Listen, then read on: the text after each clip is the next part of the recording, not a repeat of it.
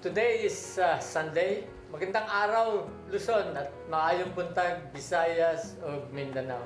Ako po si Billy Andal and this is your show, Tulay.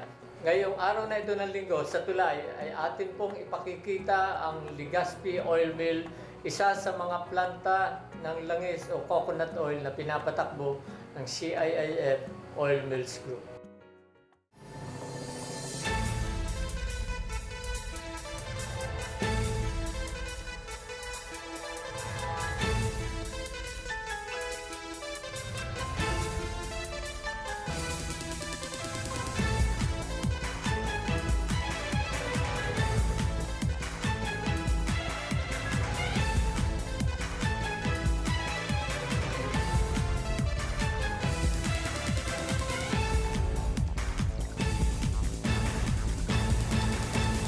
Nandito po kami ngayon sa Barangay Sasa ng Davao City at ito po ang pagkakataon to present to you Legaspi Oil and its officials. At ang amin pong pag-uusapan ay may kinalaman sa napakalaking export deal ng CNO o coconut oil mula sa Legaspi Oil plant patungo sa mga bansa sa Europa.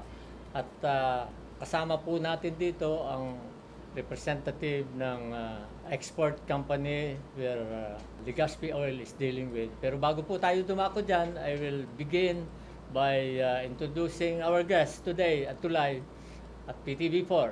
Sa akin pong kaliwa ay ang presidente ng CIIF Oil Mills Group sa katauhan ni President Lino Trinidad.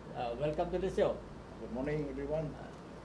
Sa akin pong kanan ay ang head, ang pinakaamo ng export ng coconut oil ng CIIF Oil Mills Group na si Mr. Benji Pineda. Welcome to the show. Thank you, sir. And then sa akin pong dulong o malapit sa aking kanan ay si Mr. Terence Star, representative from Louis Dreyfus Company. And sa kaduluhan po ay si Mr. Eban Tan.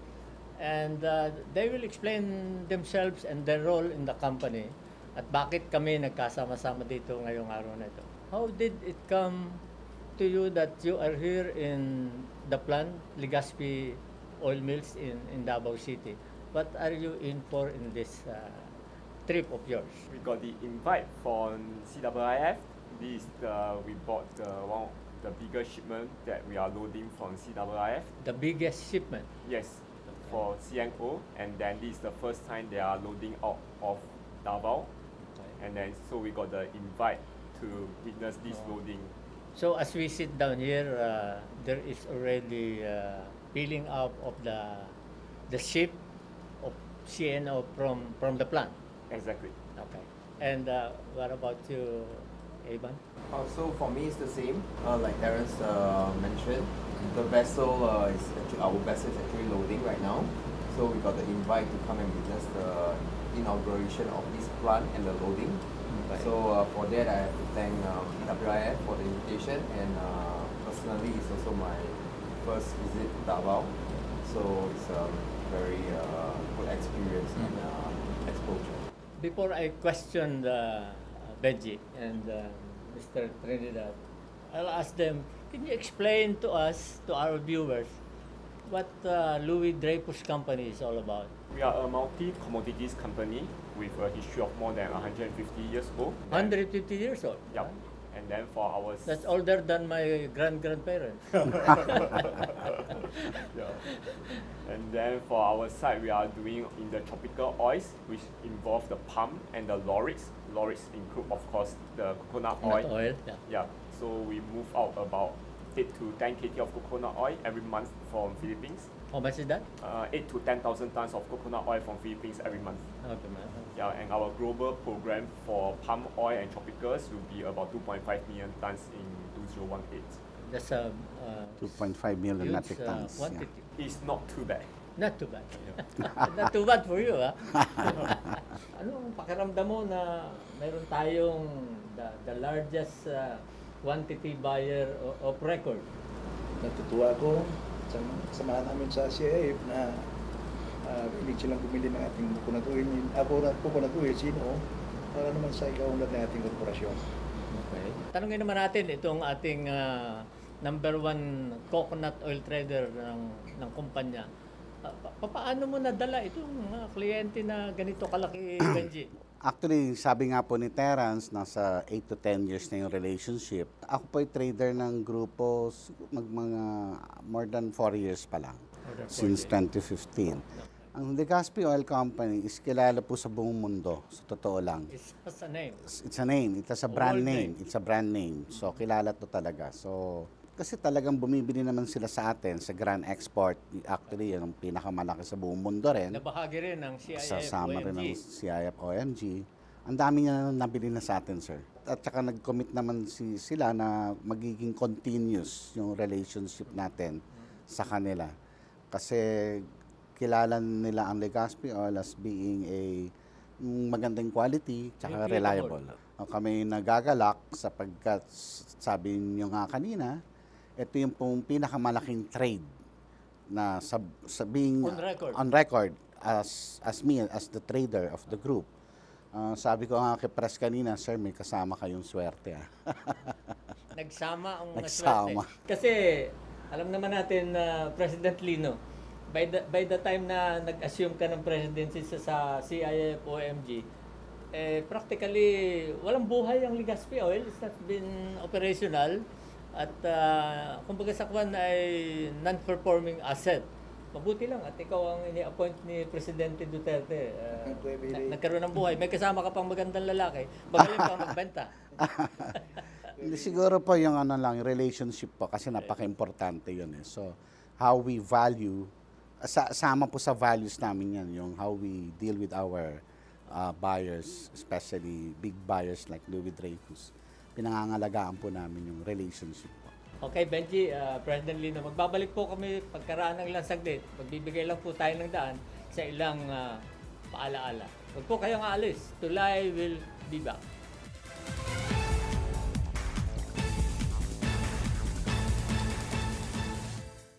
For more than 3 decades now, the Philippine Amusement and Gaming Corporation has been a dependable partner of the government in changing the lives of the marginalized sectors. Over 70% of its earnings go to the government and community development projects. As PAGCOR fulfills its commitment to the nation, it will keep on inspiring, giving, and caring for those in need. Because in our journey to become a better nation, no Filipino should be left behind.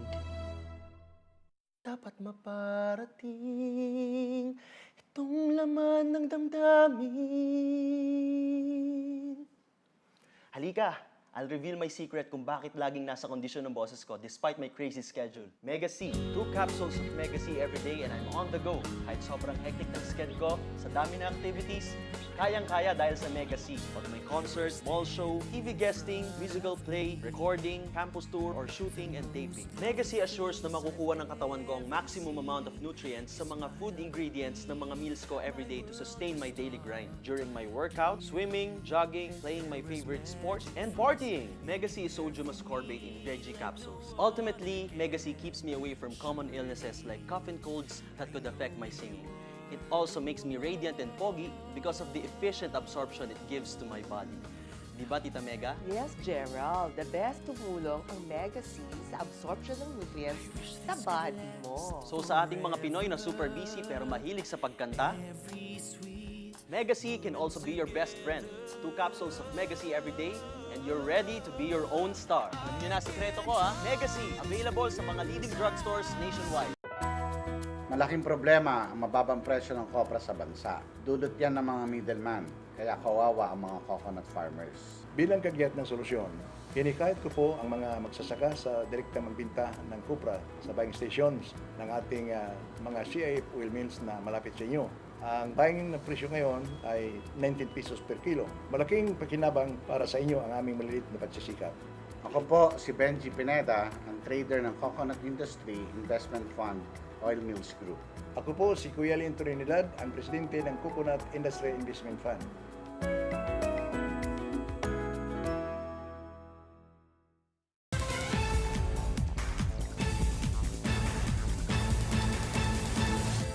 Well mga kaibigan, nagbabalik po ang tulay at kasama pa rin natin ang mga opisyal ng CIF OMG and we also have with us the representatives from Louis Dreyfus Company. Kanina tinanong kita, Benji, tungkol sa bakit ba pumunta yung Louis Dreyfus sa Legaspi Oil at gusto ko rin marinig ang masasabi ni President Lino. Bakit ba Legaspi Oil ang pinuntahan ng Louis Dreyfus? Siguro dahil sa alam nila na marami tayong supply ngayon ng sino na kayang ibigay natin sa kanila. So that's why nandito sila. Alam niyo po, ako'y a little bit surprised kasi ang Legaspi Oil matagal na kung nag-ooperate man hindi as expected and then napahinga and then rehab ng CIA po MG. Now, Benji, matanong kita instead of asking our Singaporean guest, bakit sa tingin mo pumunta ang Louis Dreyfus Company sa Legaspi Oil? Ayun, gaya ng nasabi ko po kanina, kasi kilala nga po yung Legaspi Oil at ito ay, ibig sabihin, yung quality ng ating langis dito ay sumusunod na ayon sa standard po ng buong mundo. At sa ganang isang banda, hindi lang naman po siya bumibili sa Legaspi Oil. Kasi ito ay unang benta nga natin sa kanila.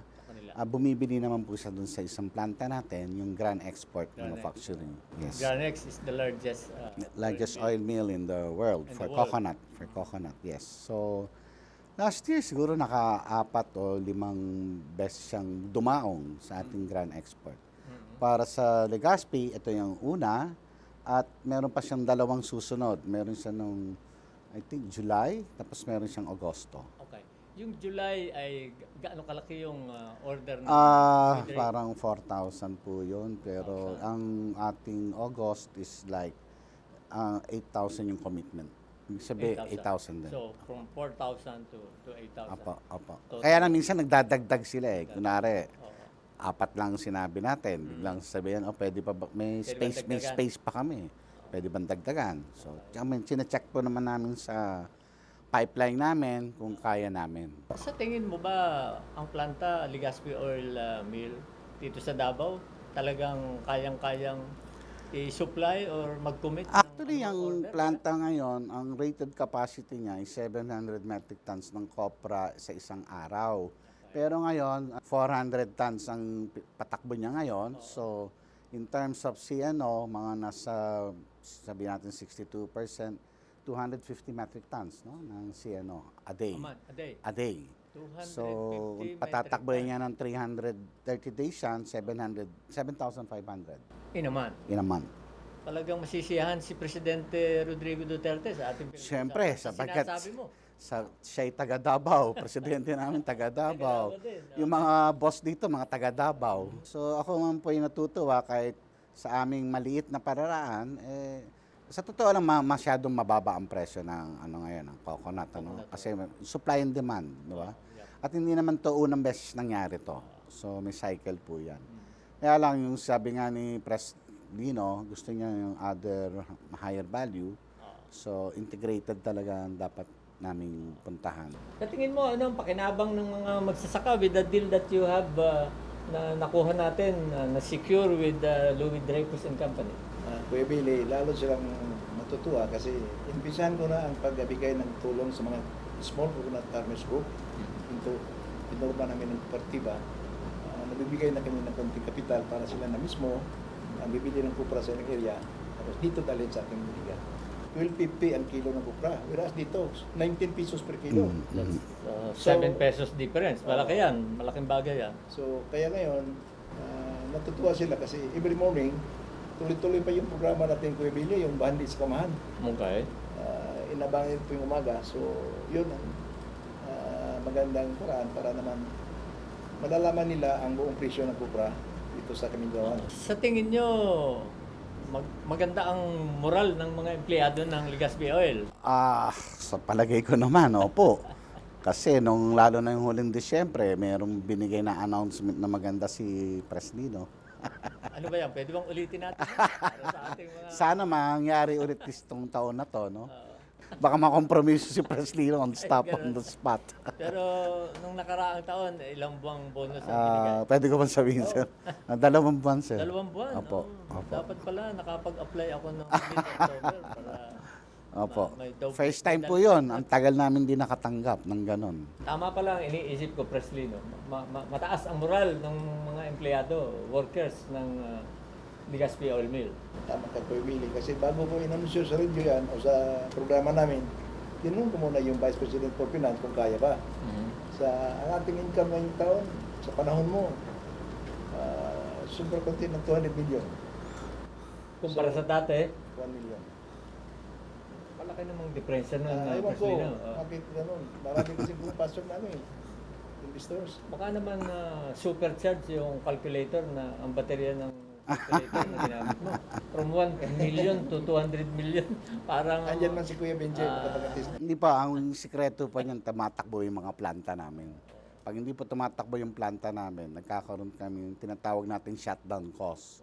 So, kunwari, kamuha ng Granex, ayoko na pong sabihin on air kung magkano yung kalugihan. No? Ibulong mo lang sa akin. Te-text ko po sa inyo mamaya, sir. Anyway, time is up para sa particular segment na ito. Any message sa Presley, no? Sa lahat ng mga nakikinig sa ating interviews, kung Mindanao, lalo na sa Davao, diri ninyo ibaligya ang inyong kumpara sa Legaspi Oil Mill plant sa Sasa, aron mo samot ang paglambo sa atong korporasyon. Kaya kamo na kung tabang sa korporasyon, in return, mabalik po ng tabang para sa pagpalambo sa inyong kooperatiba. Yeah. Thank you. And Benji? Kami sumusunod lang po sa mga kanyang adhikain na para makatulong. Actually, nandito po kami talaga. Ang primarily purpose namin dito ay para tulungan po ang mga farmer. So, yun po yung talagang mandato namin. Pero siyempre, paano namin tutulungan ng mga farmer kung kailangan tulungan muna namin sarili namin, di ba po? So, yun po ang aming kaya itong mga partners po natin, kamukha itong sila Louis Dreyfus, sila isang bahaging malaking importante kasi saan namin ibebenta yung nagawa kung wala pa tayong buyer. Napakaganda. Apo. Any message sa Mr. Thank you, Sid Davao, for the continuous support over the years and this invite to Davao. And once again, thank you so much. Okay. And you? For me, same as well, I would like to thank CWIF for the invite, the hospitality, and of course the very fresh coconut drink. A pleasure for having you with us. Thank you. Thank you, Benji. Thank you, sir. And thank you, President Lina. Thank you, Ivan. Thank you, thanks.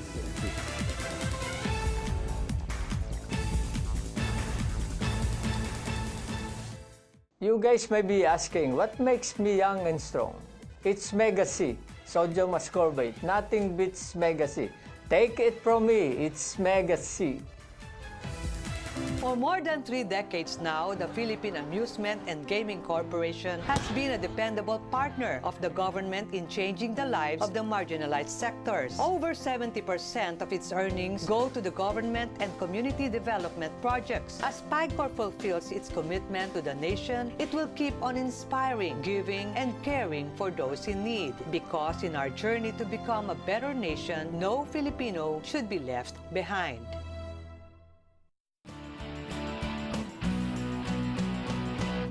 Experience fun and bonding moments with your family and friends at Maharlika Bamboo Guest House, Sariaya, Quezon. With a complete bedroom and kitchen setup for your overnight stays, a jacuzzi, swimming pool, and the function room for your weddings, parties, and conferences. Relax with nature at a cost that is friendly to your pocket. Maharlika Bamboo Guest House.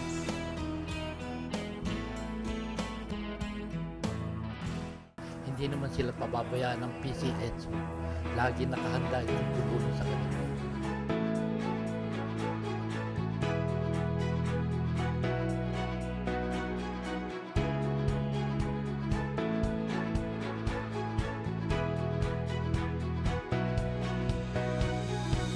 By playing PCSO lottery games, you bring smile to their faces.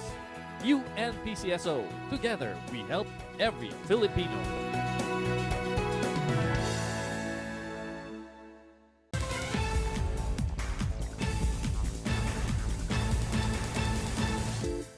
This portion is brought to you by PCSO.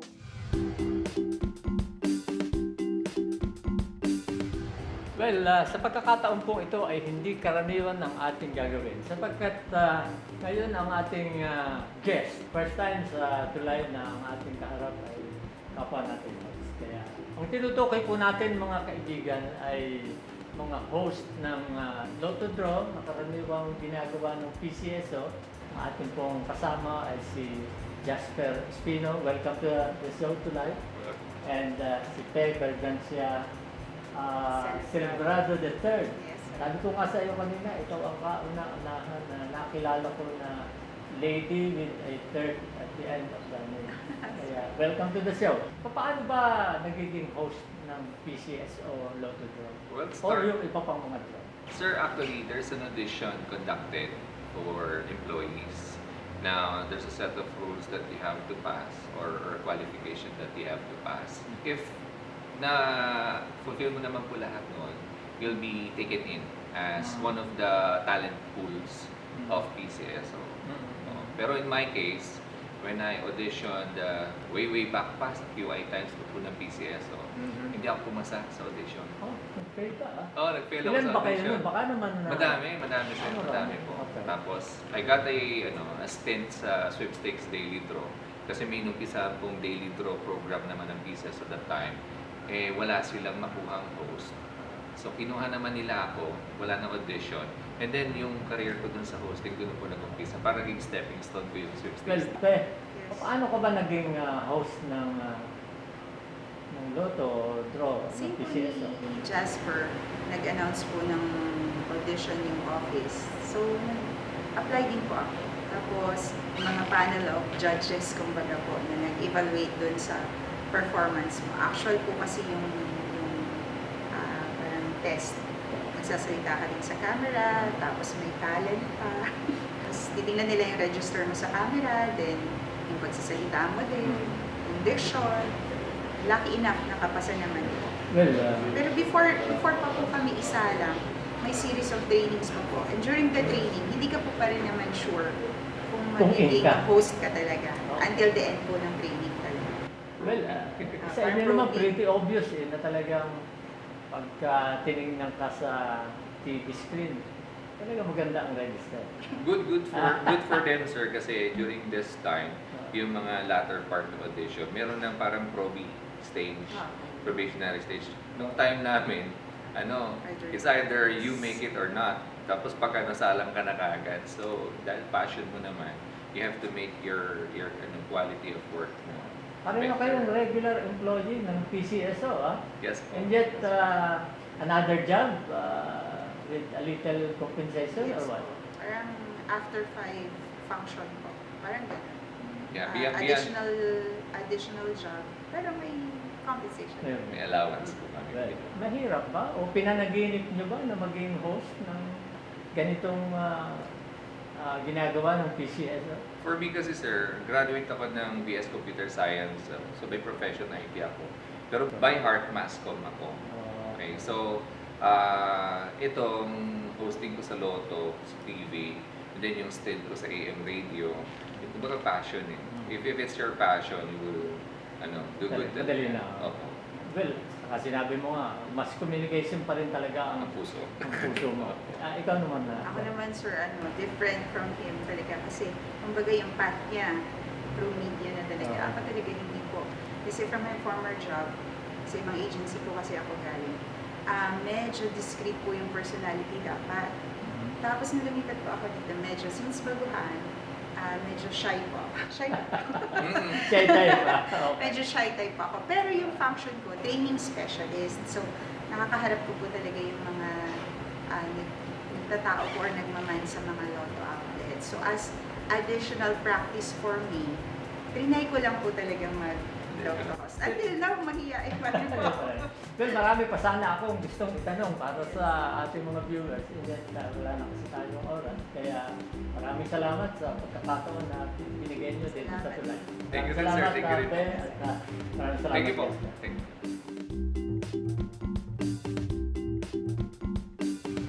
Sa pagkakataon pong ito, panoorin naman natin ang mga pasilidad ng Legaspi Oil Mill dito sa lungsod ng Davao.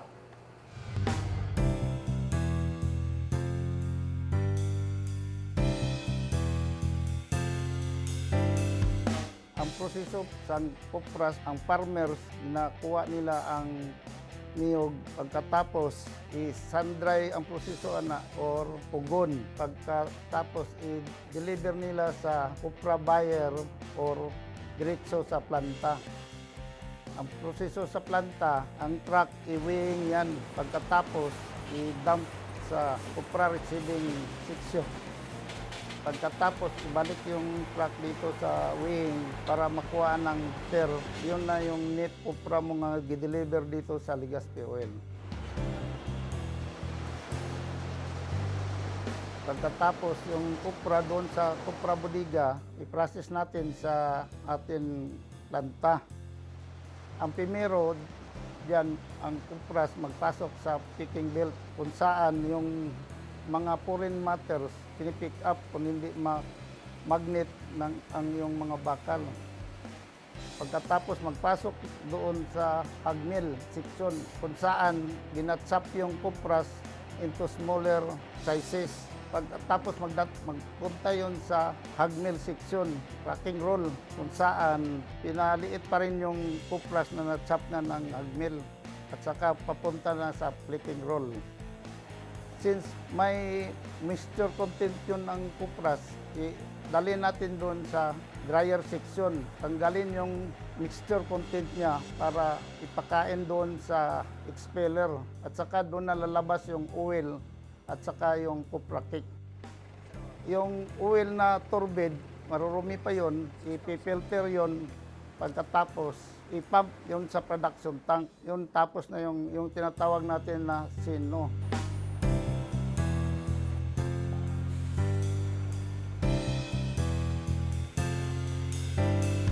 Yung kupra cake, may laman pa man yung oil content, i-process yun sa solvent plant. Doon sa solvent plant, ugasan natin yan ng itsin. Pagkatapos, papunta na yun sa pellet mill.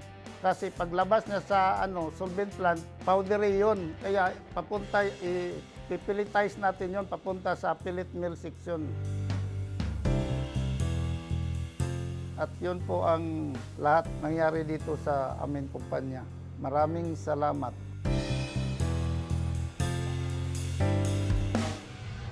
It's time to go. Maraming salamat po sa inyong lahat. Ako po, si Billy Andal, ang inyong tulad. Your bridge to understanding, peace, and prosperity.